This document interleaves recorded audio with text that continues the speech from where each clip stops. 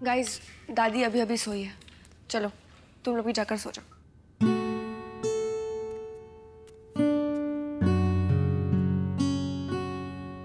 Guys जाओ।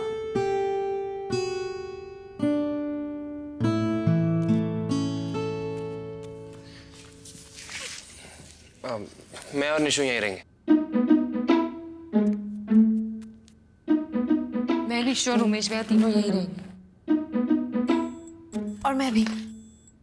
दादी की ऐसी हालत में किसका मन करेगा उनको छोड़ के जाने का।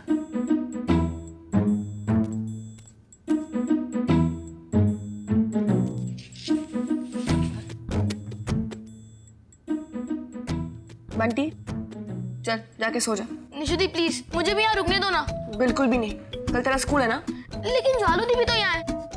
बंटी मैं तुझसे बड़ी हूँ, मैं मैनेज कर लूंगी। तू जा। निशु दी प्लीज। बिल्कुल भी नहीं। लेकिन निशु दी। बंटी सोने चल। बंटी मम्मी ने मुझे तेरी रिस्पॉन्स नहीं दिया। बंटी चल। छोड़ो बंटी प्लीज। बंटी मैं कैसे जाऊंगी? तेरे से नहीं होगा। मैं बंटी उठ, चुपचाप जाके सो जा। निशु दी, जालू दी को भी बोलो ना। बंटी ज्वाला, तू भी बंटी के साथ जाके सो जा please.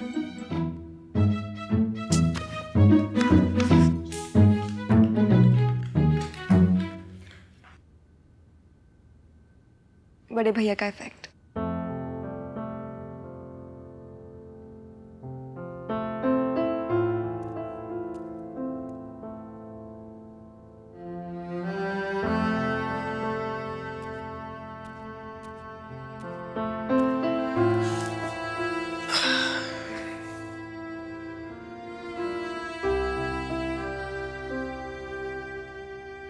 Nishu, I'm sorry. It's okay भैया। नहीं निशु, रमेश चाचू ने सही कहा था। तू हमेशा से मेरी मदद करती है और मैंने तुझसे। सीरियसली भैया, अब इतना सेंटी होने की कोई जरूरत नहीं। It's okay. और भैया मेरी बातों का विश्वास कीजिए, मैंने आपकी और अमनप्रीत के बारे में ताई जी को कुछ भी नहीं बताया। तो फिर हमने रितेश की कॉफी में जो एनर्जी पिल्स डाल दिए थे ना, वो उसका इफेक्ट है।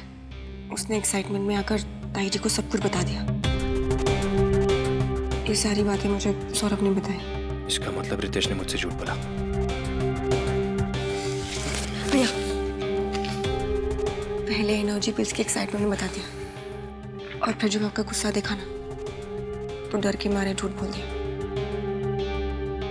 और भैया मैं मार्केट में ताई जी को जानबूझकर नहीं लेकर आई थी। मैं जानता हूँ निशु, पता नहीं मुझे तभी क्या हो गया था। अपनी टेंशन में मैंने तुझ पे चिल्ला दिया।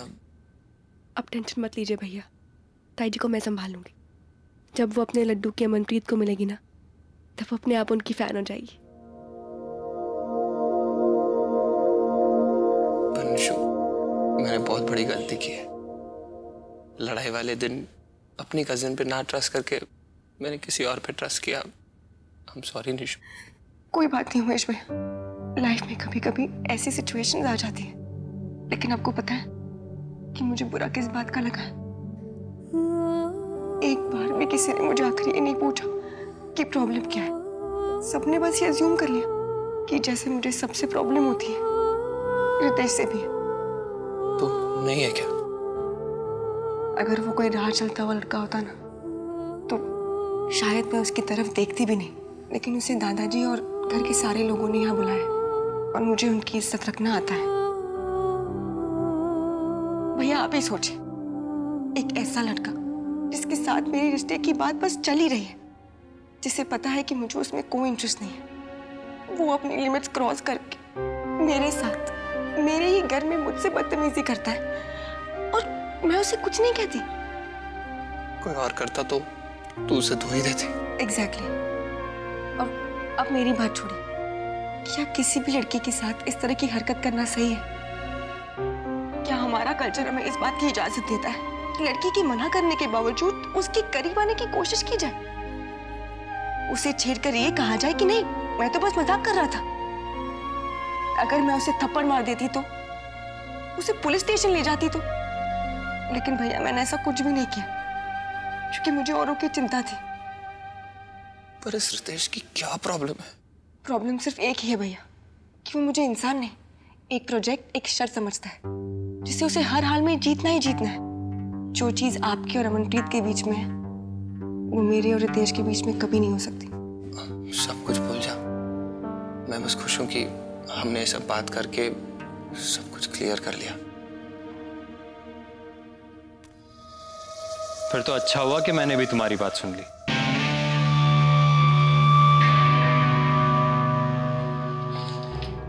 बट माइंड यू, मैं ही तुम्हारे लिए परफेक्ट हूं,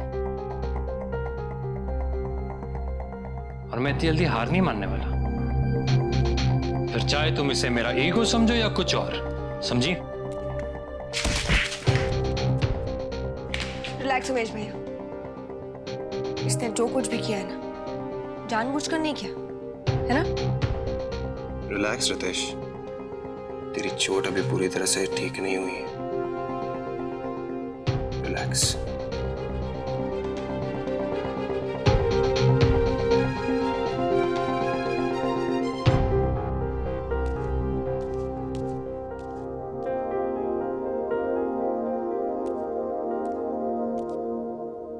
तू कहाँ जा रही है?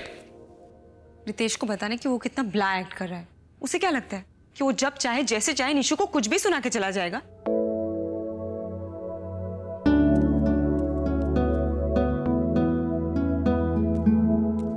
रितेश, तुम बचपन से इतने जिद्दी हो या जिद करना तुम्हारा बचपना है? तुम्हारी गंगवाल फैमिली में सब इतना घुमा फिरा कर बात करते हैं? क्योंकि तुम्हें सीधी बात समझ ही नहीं आती। निशा ने तुमसे कितनी बार कहा है कि उससे तुमसे शादी करने में कोई इंटरेस्ट नहीं है। तुम्हें ये बात समझ आई? तो तुम ये समझाने आई हो मुझे यहाँ? मुझे लगा एटलीस्ट तुम मेरे साथ। आई सपोर्ट यू रितेश, लेकिन सपोर्ट करने के लिए कुछ होना भी तो चाहिए। तुम प्लीज निशा का ख्याल ना अपने इस एनआरआई दिमाग से निकाल दो। अब समझा तुम यहाँ क्यों आई हो। मुझे ये सब क्यों बता रहे हो? क्योंकि तुम मुझे लाइक करती हो। You like me, but it's okay, मैं समझता हूँ। इसलिए रूपन आंटी भी मेरा रिश्ता तुम्हारे साथ करवाना चाहती थी, है ना? तुम इतने हैंडसम हो, डैशिंग हो, पर काश तुम में थोड़ा सा दिमाग भी होता तो ये समझ पाते कि मैं इतनी बेवकूफ भी नहीं हूँ कि उस लड़के को पाने की कोशिश करूंगी जिसको दादाजी ने निशा के लिए चूज किया है। Excuse me? You're excused, लेकिन ज्यादा देर के लिए नहीं। सच तुम्हारे सामने है और तुम इसे अभी भी नहीं समझोगे ना, तो लाइफ तुम्हें कभी एक्सक्यूज नहीं करेगी। तुम इस बात को एक्सेप्ट क्यों नहीं कर लेते कि निशा तुम्हारे लिए नहीं बनी है? Just be a man Ritesh.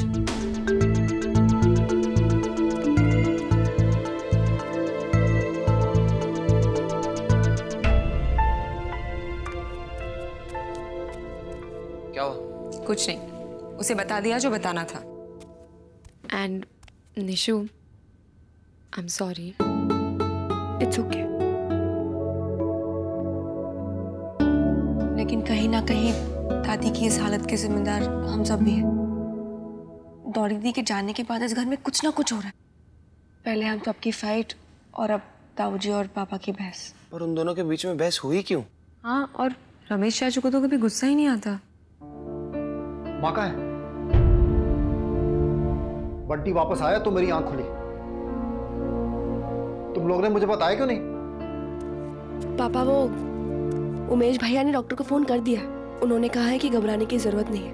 वो सिर्फ परेशान होने के कारण उनको पैनिक अटैक आ गया था।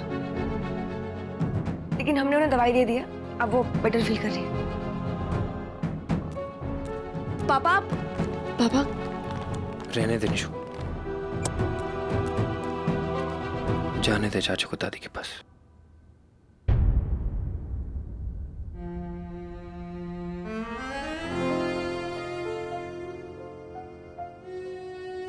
मुझे माफ कर दे माँ,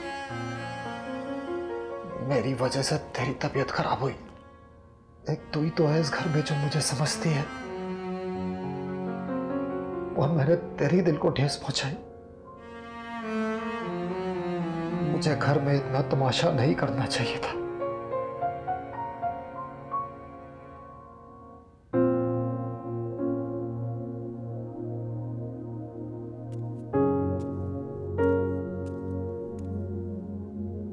पापा,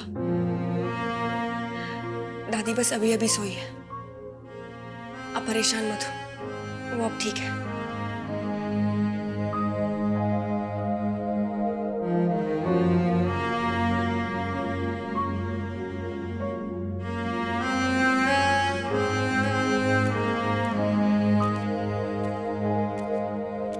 चाचू, चाचू मुझे माफ कर दीजिए। मैंने आपके और निशु के साथ बहुत बुरी तरीके से बात की। आई एम सॉरी चाचू। चुप कर, तू मेरे लिए सुक्कू से अलग थोड़ी है। तुझे तो मैं डांटने के पहले ही माफ कर देता हूं। बस तुम लोगों को मुझसे एक वादा करना पड़ेगा कि तुम लोग हम भाइयों की तरह कभी नहीं झगड़ोगे। दादी हमारे मारे बीमार पड़ी है और मैं नहीं चाहता तुम हम बड़ों से ऐसी बातें सीखो। सॉरी चाचू, मैं सारे कजिन्स में सबसे बड़ा हूँ और ये मेरी रिस्पॉन्सिबिलिटी थी कि मैं सबको एक साथ रखूं, पर मुझसे बहुत बड़ी गलती हो गई। आई एम सो सॉरी, पर मैं ये वादा करता हूँ कि ये वापस नहीं होगा। आज कितने दिनों बाद रमेश चाचू के फेस पे स्माइल है। तुम लोग साथ रहोगे ना तो ये स्माइल कभी जाएगी नहीं।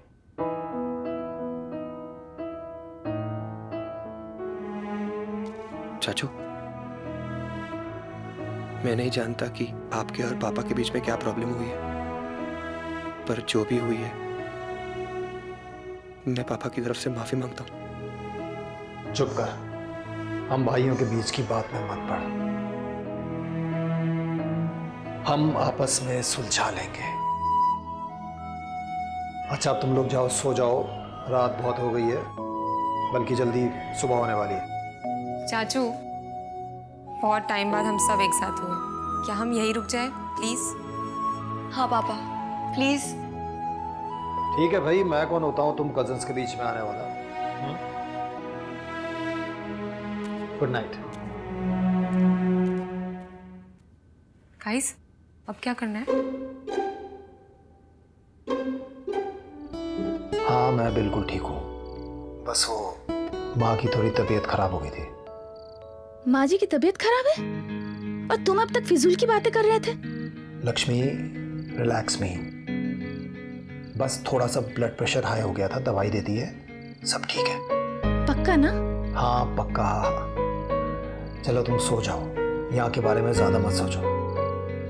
मैं सुबह फोन करता हूँ, मेरी सासू माँ से बात करवा देना, ठीक है? चलो good night. Good night Ramesh.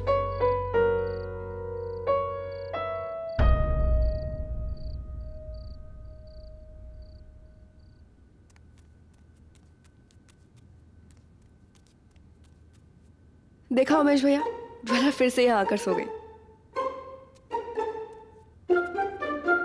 ज्वाला, मैं जाग रही हूँ, मैं सोई नहीं हूँ। बस कुछ सोचने के लिए आंखें बंद कर देती है।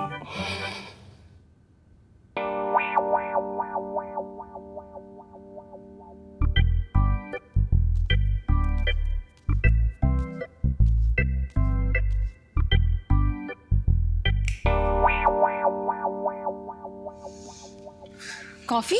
नूडल्स भी है, आओ।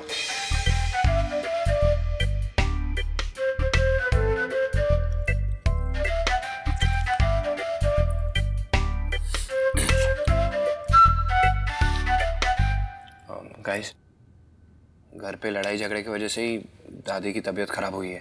अभी तो संभाल लिया, लेकिन कल सुबह जब वो उठेंगे और देखेंगे कि घर में कुछ बदला नहीं तो।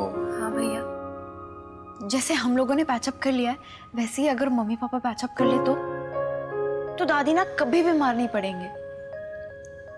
अलग अलग हम सब डफर्स हैं, तभी तो आपस में लड़ लिए। और जब हम साथ होते तो ब्लडी बोतल कंचाली की कसम हमारा कोई मुकाबला नहीं। कॉफी का एक सिप एक साथ, कॉफी अंदर आइडिया बाहर।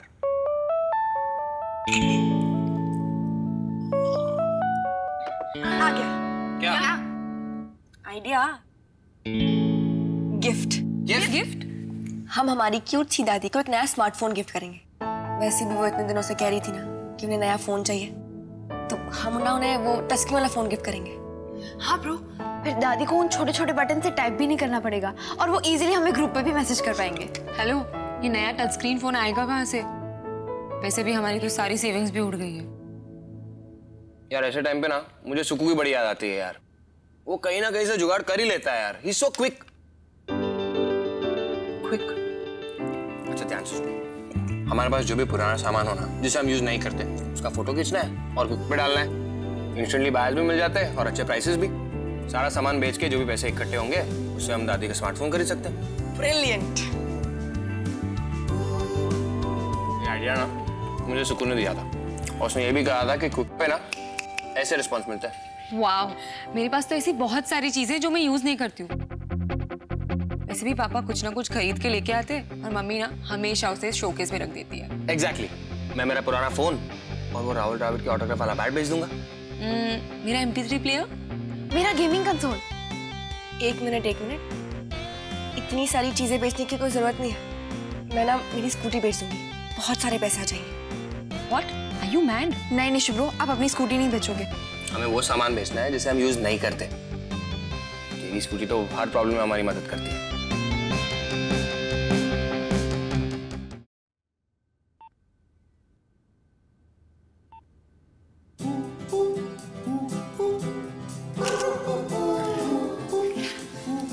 और ये हो गया पोस्ट। 4, 6, 7 हज़ार, इतने में तो दादी का स्मार्टफोन आ जाएगा ना। Congratulations to all. चलो ये भी हो गया और कल शाम तक तो दादी का फोन भी आ जाएगा। लेकिन सुबह वीरेंद्र ताऊ जी, मोहन ताऊ जी और पापा उन तीनों को साथ में मिलकर दादी के साथ चाय पिलानी। काश इसका भी कोई ऐप होता। ऐप है ना भैया, उसका नाम है कजिन्स। दादी उठती है सुबह 6:30 बजे और वो टाइम क्या हुआ? 4। इसका मतलब ये है कि हमारे पास पूरे 2.5 घंटे हैं। चलो गाइस, सो जाते हैं।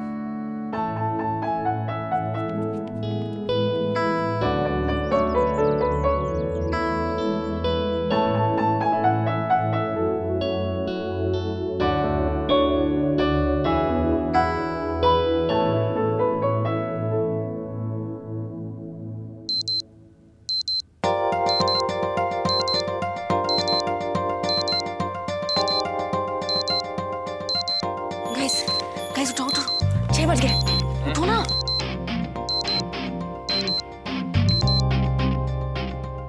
मैं चाय लाता हूँ। तुझे स्कूल जाना है? मुझे भी इंस्टीट्यूट जाना है। आज सूरज पश्चिम से निकला है क्या, जो आप लोग इतनी सुबह उठ गए?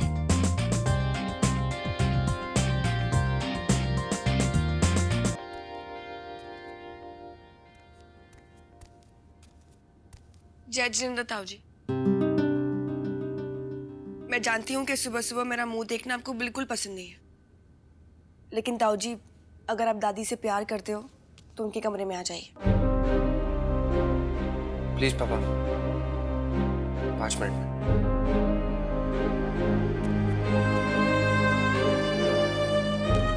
रूपन, आज का अखबार कहाँ है भाई? जय जिनेंद्र ताऊ जी। जय जिनेंद्र। Thank you Nishu. मैं जानती हूँ ताऊ जी कि आप ये सोच रहे हो कि मैं इतनी सुबह यहाँ क्या कर रही हूँ। मैं बस आपसे ये कहने आई हूँ कि अगर आप दादी से प्यार करते हो तो उनके कमरे में आ जाइए प्लीज। पापा बस 5 मिनट में आ जाना, ओके प्लीज।